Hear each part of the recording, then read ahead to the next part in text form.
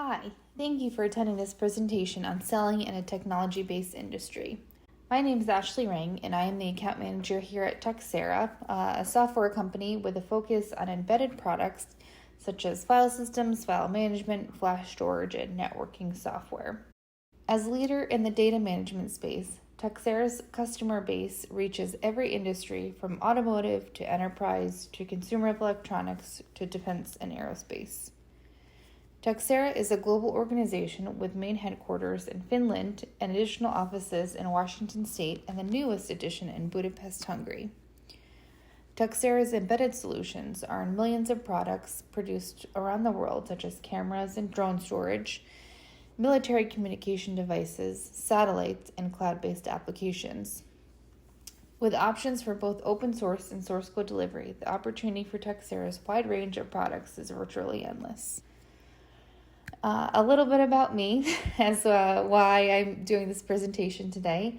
I've been in the technology industry for around 15 years, with most of it being within the aerospace industry. And the past 10 years specifically in the avionics segment of that industry. I've sold directly to aerospace businesses and installers and in Part 1 of 45 dealerships. I've worked on really large contracts and long-term contracts with OEMs, including multi-million-dollar defense contracts, the U.S. domestic military, and as a third-tier vendor. Products that I have sold have not been fancy, in-your-face equipment or something that you would even know is on board an aircraft, but they're the most important pieces on to make sure that the airplanes are safely flying for the people in them and the people on the ground. And my work with Tuxera is very similar, all of the embedded work that I do here. So it can be extremely challenging selling products that are technically invisible but very important and create really important things in critical mission situations. I worked in almost every position within a sales organization, including inside sales, marketing, and in executive leadership. But probably the most I've enjoyed sales is in the sales organization and process improvement work that I've done. I'm really big on process improvement mapping, and I believe that everyone should be a continuous learner. I've even wrote my master's thesis about proper CRM and ERP implementation. I believe if you're going to spend lots and lots of money on software, that you should implement it properly and your team should use it really effectively. So that's what I did. I also, personally, I live in the Dallas-Fort Worth area with my husband and our 3 kids and our dog Danny, and we love it here. It's really great. Let's go back to selling in a technical market. So selling within a technical industry has its unique set of challenges. There's a really large learning curve sometimes. There's a lot of tribal knowledge. There's a lot of technically specific jargon and various other challenges that you can find while getting into these businesses. But there are a lot of great resources to help you speed up on this technical knowledge as well. For example, when I first started in the avionics industry, I literally had to Google what is avionics. And after having to explain this to my friends and family, what I was going to be doing for a living, I was able to really hone in my elevator pitch of what avionics really is and why it matters. What I found out with some quick Google searching was that it is all of the computerized equipment on board every type of aircraft and helicopter in the world so that it makes it fly safely, whether it gives its position or its altitude or speed or velocity. There are all these moving parts, some mechanical, some electronic, that provide all of this information to both the pilot and ground infrastructure to be able to keep everyone safe, both in the air and on the ground.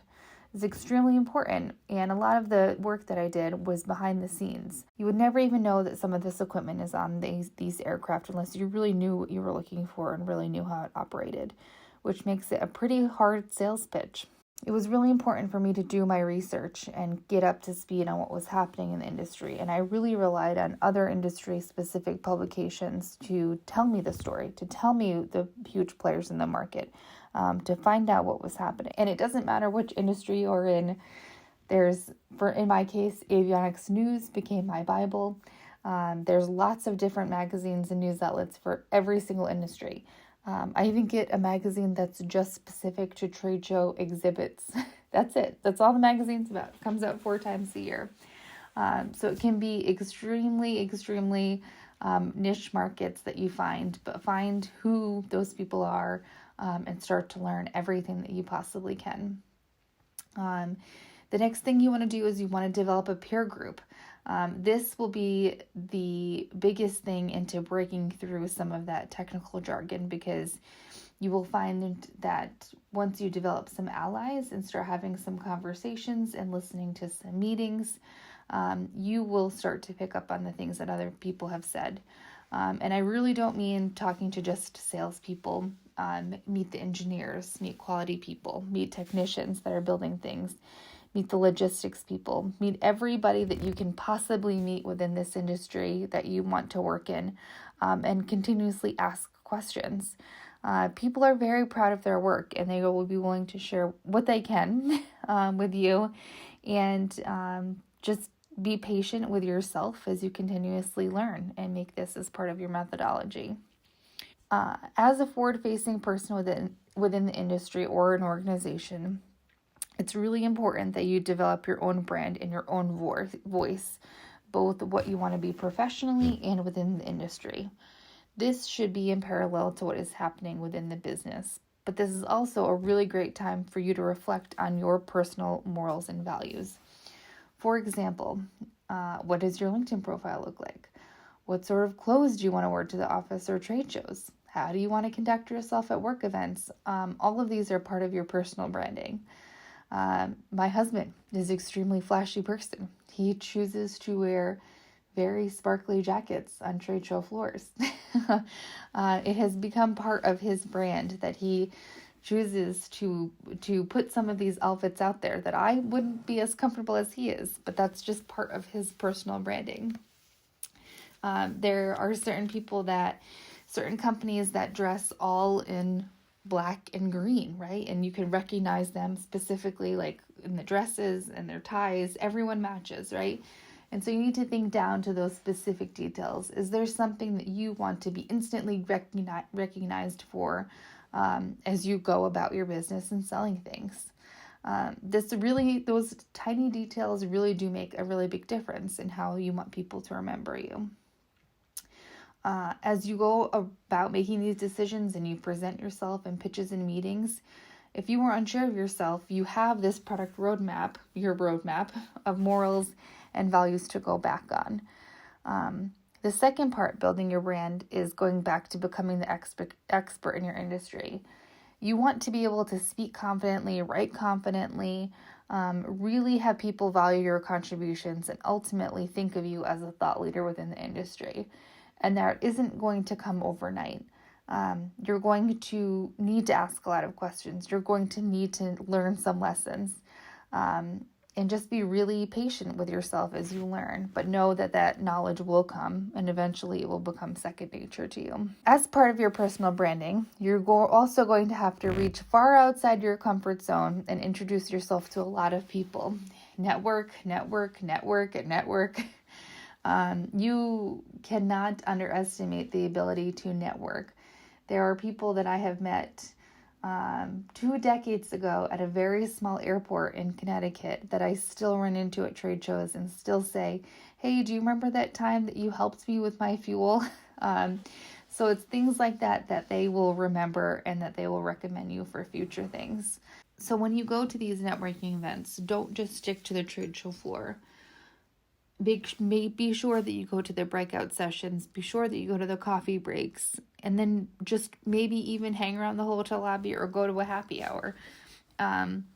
Invite people for dinner, invite people for coffee, have a drink with them. And don't just talk about work, right? Ask them about where they're from, what they like to do, learn why they wanted to join the industry. Don't make it all about business. Sometimes these networking events can get very stiff very quickly, and some of the best conversations that I've had and my best customers have met at these events because we both love wine, or we both are huge Red Sox fans. So it really depends on building those relationships outside of just the business meetings can go a very long way. When you attend an on-site meeting in some of these offices, there has to be a certain professionalism that happens within office walls. So we certainly encourage you to take your clients out for lunch or even a dinner. I much prefer lunch over dinner because dinner is taking away their family time sometimes. So lunch is considered a work day time, and gets them out of the office still during work hours. So taking the time to take them out to lunch, ask them where their favorite place is, take them to that situation and get to know their area a little bit, right? They will open up if you take them out of their office space. Selling can take a very long time sometimes. There can be a very long time before you see a PO or a commission or anything tangible of your work. So it's really important when you start sales, or even if you are already in sales, to set some goals for yourself. The goals that you set, you don't have to share with anyone. They should be for yourself, and you should not tie them to actual revenue numbers. These goals can be: how many calls do you want to make a week? How many LinkedIn connections do you want to make? How many meetings do you want to set up in person? Those sorts of things, those small little milestones that will get you to the PO. Setting up a meeting with your marketing team to discuss a different approach. Meeting with your technical and product team to talk about a product roadmap. All of these things along the way are building towards your next PO or your next commission, and will help in your toolbox of building for your customer. So these goals help you recognize progress and will help keep you motivated. You should always be closing something. So, that's old, the old saying of that you should always be closing something. Keep your metrics really small. Keep them on a weekly basis. And give yourself small targets that can be consistently moved from week to week. Don't try and reinvent the wheel every single week or every single month. And it gives you something to look at the end of a quarter or the end of the year, or even when your boss comes to you and you have a performance review coming up, and you can come and say, look, I have done all of these things. This is why I deserve a raise, or this is why I should be promoted. You keep those things tracked for yourself to keep yourself motivated, but also that you can share with your boss for future things. And then once you have those small wins, find a way to reward yourself and find a way to continuously stay motivated. Sales can get very, very discouraging sometimes, especially in the technology industry, where some things happen very quickly or happen extremely slowly in some industries. So take the wins and take the losses, but know that none of your work is defined by either one of them. I think one of my favorite sales guys has always said, you are only as good as your last win. Put it in, have finance book the PO, and then on to the next. As part of your own process, it's really important to stay organized. Customer information and projects can be very similar, so finding a way to record and track them from the beginning is really key. I'd recommend using a CRM. So it's a customer resource management tool, which is a great option if you have one internal to your company already, such as Salesforce or Pipedrive or anything like that. It's a great tool.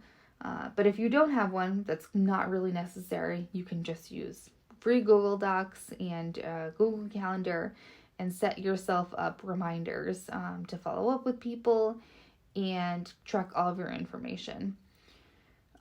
Certainly use an Excel sheet over a Word document. That's a much better option for you, because in case you want to convert to a CRM, eventually you can just import it. If you have back-to-back meetings, set aside 30-minute buffers in between the calls or at the end of your day to record the details of the meeting accurately. There's nothing worse than getting to the end of a week and realizing that you have not logged any of your information and you have a notebook full of meeting notes, and knowing that you need to translate them. So going a little bit at a time really helps. Even when you're traveling on the road, taking 30 minutes before you close your computer at night or go off to dinner, and make a couple notes on each of your customer files. You will thank yourself later because you'll have everything recorded. You'll have all of your new contacts, all your new contact information in there. And when you need to go and reference something, it will be there.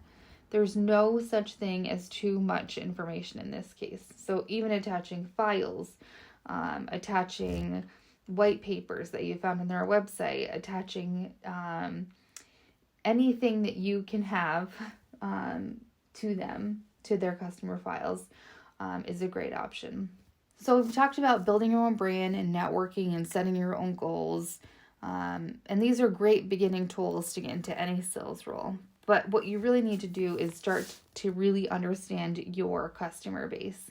And this is different within the technology industry because you want to really ask the question, who is your customer?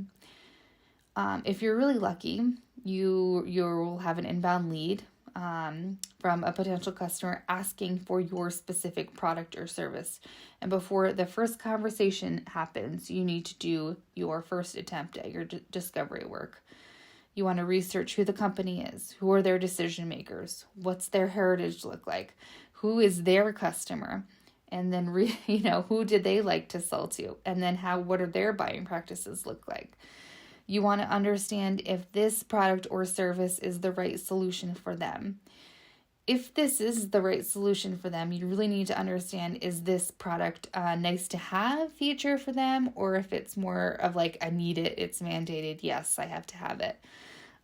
Because those will be two different ways that you sell something. If it is the right fit, is there historical artifacts that can generate some credibility that it will solve their need?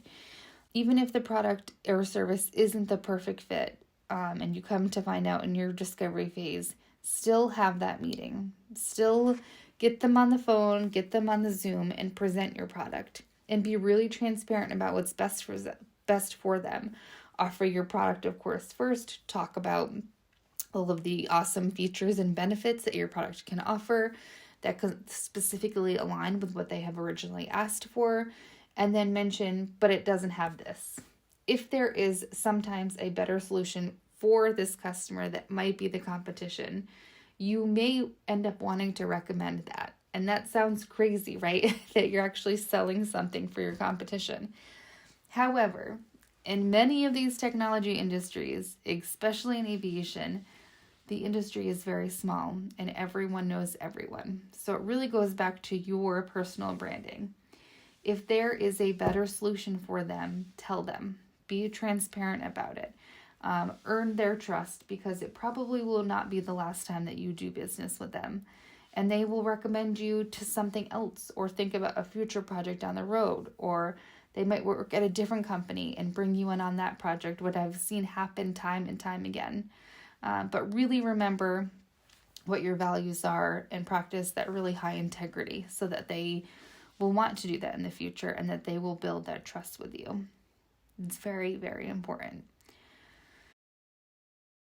So you've had that first phone call, or you've had the initial meeting, and your solution and product is the perfect fit, but needs a little bit of tweaking from the engineering team. Or sometimes there's a financial challenge on the deal, such as price or payment terms. Or sometimes they need delivery very quickly, and you have to work with the logistics team to get it out the door quicker. And you'll sometimes need some buy-in from your in-house team members to get the deal done. This can be a little bit challenging too, right? Your job is to advocate for both the customer and your company that you work for at the same time. So you are stuck in the middle a lot. So to begin these conversations, make sure that you have all of your facts lined up, that you have done all of your research about what the customer is asking for specifically, the timeline, the money, everything up front. And then make sure that you have all of your facts lined up and ready to go. And then set aside some dedicated time with your internal team to have that discussion. Understand that this meeting could also be a negotiation, and having some flexibility on what your customer is asking for and what is actual is very important. Sometimes, the answer is no, right? And you need to think about, if that answer is no, going back to the customer, is saying no going to completely kill the deal? Is there another possibility in there? Can you give them, net 60 terms, but deliver a portion of the product up front? Can you be flexible with how you do a pricing scale, right? Think well outside the box to get deals done. Not everything is as black and white. And then when a decision is made, document. Make sure that the decision is good for your customer and good internally. Send emails to both the customer and your internal team to document, and then log in your CRM. So important. I don't know if I could say use your CRM any more times. And be as specific as possible. Again, this is a great way to make sure that you're putting in all of the different details. In sales, sometimes you win and sometimes you lose, but you really don't want to win every single sale that comes across your desk. And statistically, it's not possible. Even winning 50% of your sales is really high. And the best goal, which I have talked to a lot of executive leadership about for a very long time, but the best goal is actually 30%. This means that you are actually quoting a lot of things that are a little bit outside your scope, but just work on branding for the company that might be good to learn from, that you are being brought into different programs that might fit, that might not fit, but then you're just being asked to provide some context, but you're actually being recognized as a player in the industry. So that's great. So think of it as a lot of learning experience when you are above that 30 to 50% number. Anything lower than 30 means that there's some sort of misalignment on either who the customer is or your pricing or the solution that you're providing. Really think about and log as you lose opportunities, why that is happening. Do a different reason, lost reason, and look at this data at the end of a period of time, whether it's by the quarter or by the year, and really understand why this is happening. There has to be a reason why, and there's typically patterns that show up after a period of time, and then bring that information back to your team, whether it means a product enhancement or a pricing change, or simply even changing the color of your product just to better suit the market can go a long way. So this feedback is just as important as winning for the business as you continue to grow and evolve, and everything like that. And then once you won a sale, congratulations, but your job is not over. You as a sales professional will need to continue to support them and make sure the product and service is delivered on time. And that once everything has successfully happened and that product and service is in the customer's hand, that they will continuously be happy. Scheduling regular meetings with them, whether it's on a yearly basis or a quarterly basis, is really important. There might be future product availability there. But also, is there any marketing opportunities there? Is there a joint press release? Is there a social media post? Is there a testimonial? There's always something else that you could be doing. Can you come, if it's in the avionics space, right? Can we come and take a video of you installing this into an aircraft and use it on social media? Those sorts of things can go a really long way for both parties. And stay in contact with them as they change roles or you change roles. Keep those relationships alive. It's an important thing to do. I want to thank you guys all for attending this presentation where we talked a little bit about sales and selling and technology and the different things. I'd encourage you to connect with me on LinkedIn. If you have any questions or comments or different things that you do that work well in sales, I'd love to hear them. You can send me an email at ashley@tuxera.com or a LinkedIn message. And happy selling. Thank you guys. Bye.